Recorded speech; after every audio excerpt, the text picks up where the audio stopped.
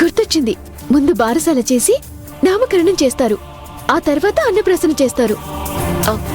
ఇదిగో దొరబాబు, మనం మన జాబిలికి అన్ని వేడుకలు ఘనంగా చేయాలి. బారసాల, అన్నప్రాసన, అడుగులు వేయగానే అరిసెలు, గడప దాటగానే గవ్వలు.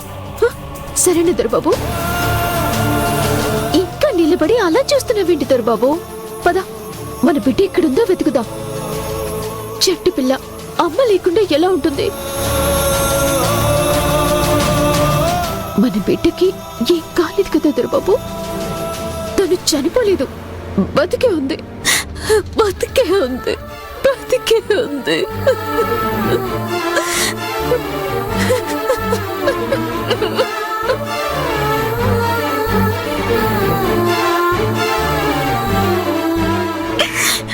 నీకెలా చెప్పాలో, ఎలా ఓదార్చాలో కూడా అర్థం కావట్లేదు జ్యోతి.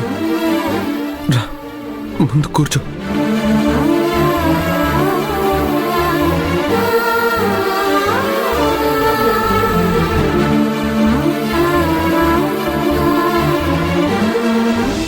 ఊరుకో జ్యోతి. ప్రస్తుతానికి నాకు నువ్వు, నీకు నేను బిడ్డలం అంతే.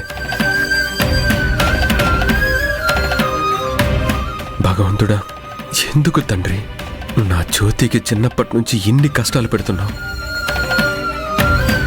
ప్రతిసారి ఏదో రూపంలో ఎందుకు సంతోషాన్ని దూరం చేస్తున్నావు? చిన్నప్పుడే దూరమైన కన్న తల్లి దగ్గరైందని సంతోషపడే లోపే పుట్టిన బిడ్డని లేకుండా చేశావు. ఆ నిజాన్ని నా జ్యోతి నమ్మలేకపోతుంది. తనను చూసి నేను తట్టుకోలేకపోతున్నాను. జ్యోతిని ఎలా ఓదార్చాలి? బిడ్డ చనిపోయాడన్న వాస్తవాన్ని తనకెలా తెలిసేలా చేయాలి?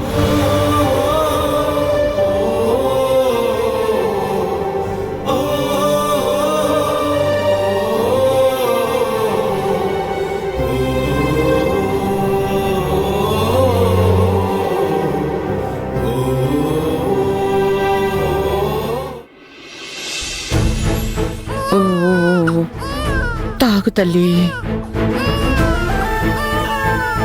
పాప పుట్టి 24 గంటలు కూడా కాలేదు. పాలు సరిగ్గా తాగటం లేదు. గుక్క పెట్టి ఏడుస్తూనే ఉంది. తల్లి స్పర్శ కోసం పరితపిస్తోంది. జాతకంలో దోషం ఉందని తల్లిని బిడ్డని దూరం చేయడం కరెక్టా శారదా? తప్పదు జల్జక్క. 20 ఏళ్ల పాటు నేను నా కూతుళ్ళకి దూరంగా ఉండి నరకం అనుభవించాను. అది నీకు కూడా తెలుసు. జ్యోతికి తన పాప శాశ్వతంగా దూరం కాకుండా ఉండాలంటే మనం 6 ఏళ్ల పాటు తనకి ఈ బిడ్డని దూరంగా ఉంచి కాపాడుకోవాలి.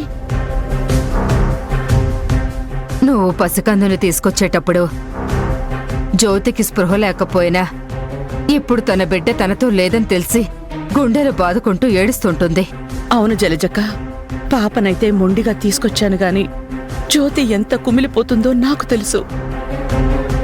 మనసుండబట్టలేక హాస్పిటల్కి ఫోన్ చేసి పరిస్థితి ఎలా ఉందో అని తెలుసుకున్నాను. పురిట్లోనే బిడ్డ చనిపోయిందని డాక్టర్ అబద్ధం చెప్పిందంట. అయ్యో, అది అసలు నేను నమ్మనని జ్యోతి పిచ్చి పెట్టినట్టు ఏడుస్తోందంట. అయ్యో, నా కూతురి శోకానికి నేనే కారణమయ్యాను. ఊరుకో శారదా. నీకు జ్యోతికి కన్నీళ్లు శాశ్వతం చేసినట్టున్నాడా దేవుడు? అంతా మా తలరాత. ఓవైపు కన్న తల్లిగా బాధ, మరోవైపు నేనే తన బిడ్డని దూరం చేశాననే ఆవేదన.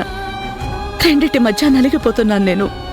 జ్యోతి మాత్రమే కాదు శారదా, పాపం రాజు ఎంత తలడిల్లిపోతున్నాడు.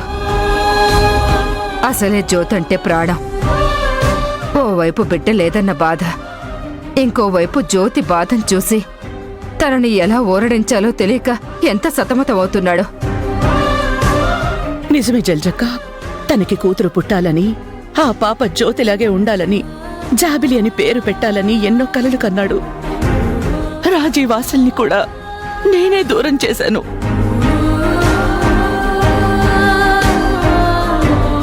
నీకు మీ అమ్మా నాన్నల్ని దూరం చేసి నిన్ను కావాలనే ఏడిపిస్తున్నాను. నన్ను క్షమించు.